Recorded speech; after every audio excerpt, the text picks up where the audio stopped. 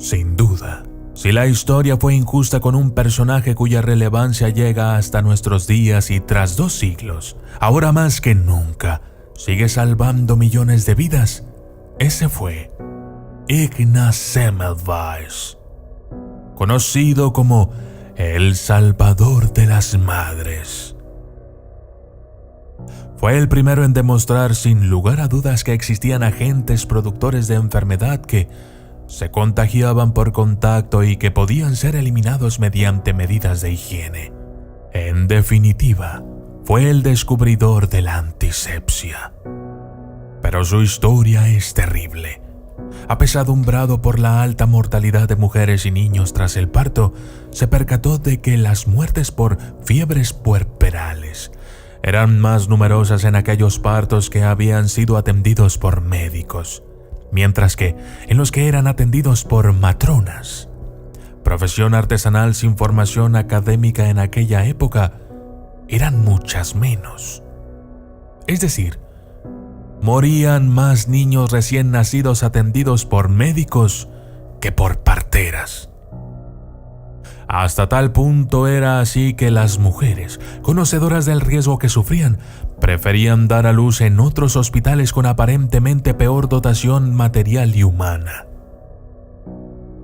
El doctor Semmelweis inició una política de lavado de manos obligatorio para los estudiantes de medicina y los médicos, en un ensayo controlado en el que se utilizó una solución de cloruro de cal. La tasa de mortalidad descendió entonces cerca del 2% hasta el mismo nivel que el de las matronas. Más tarde, empezó también a lavar el instrumental médico y la tasa disminuyó a cerca del 1%. Así era de horrible la realidad sanitaria en aquella época. Los médicos realizaban autopsias y, sin limpiarse las manos ni cambiarse de ropa, acudían a atender partos. El resultado nos puede parecer obvio hoy en día, pero en aquella época no estaba nada claro, pues se desconocía que las bacterias y los microorganismos pudieran causar enfermedades transmisibles y más aún, que las pudiéramos transportar en las manos. Para poner a prueba su teoría, instauró medidas de higiene escrupulosas, que hoy llamamos antisepsia, con especial énfasis en las manos, y comparó los casos que aparecían con y sin estas medidas. Los números eran más que claros. La mortalidad por fiebre puerperal había caído en poco tiempo del 18 al 0.9%. Pero su superior, el profesor Klein, miembro de la vieja guardia académica, no aceptó sus conclusiones.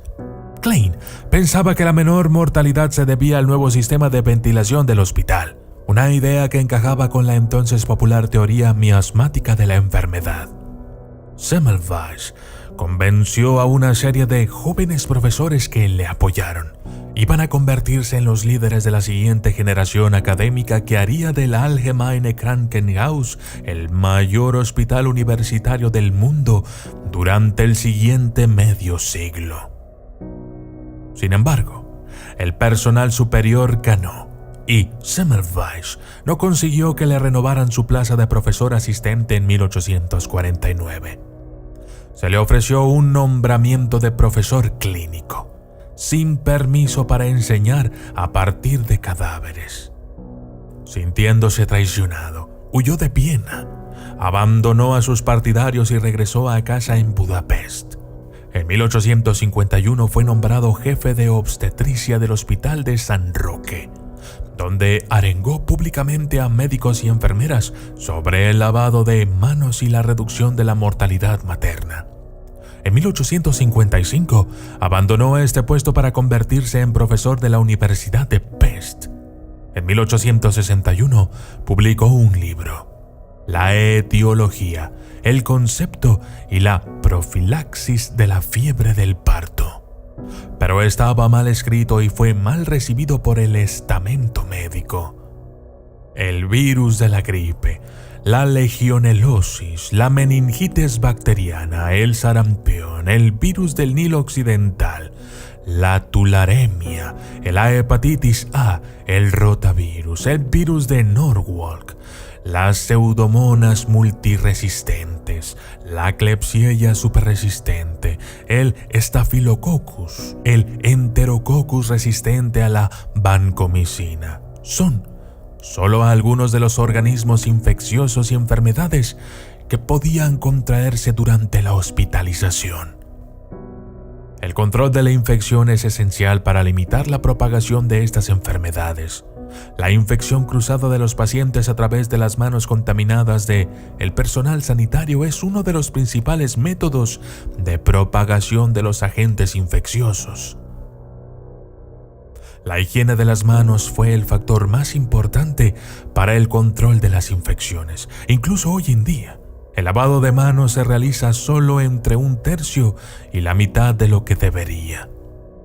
A Ignaz Semmelweis le esperaban felicitaciones, elogios, premios y reconocimientos. Nada de eso. Se había atrevido a acusar a los médicos de ser los causantes de la muerte de innumerables niños y mujeres. Hablaba de una especie de entes que nadie podía ver y que se transmitían de forma aparentemente mágica por contacto con las manos. Todo fueron críticas, burlas, desprecios. A pesar de ello, enconó su esfuerzo por extender la antisepsia, acusando a las sociedades médicas y científicas de ser las responsables de miles de muertes. Tenía razón, y eso a veces es lo peor que te puede pasar. Las críticas contra él llegaron a envenenar a sus amigos y a su esposa, que lo dieron por loco. Mediante engaños, consiguieron internarlo en un manicomio donde no tardó en morir. Probablemente por complicaciones surgidas por las frecuentes palizas que recibió de parte de sus cuidadores.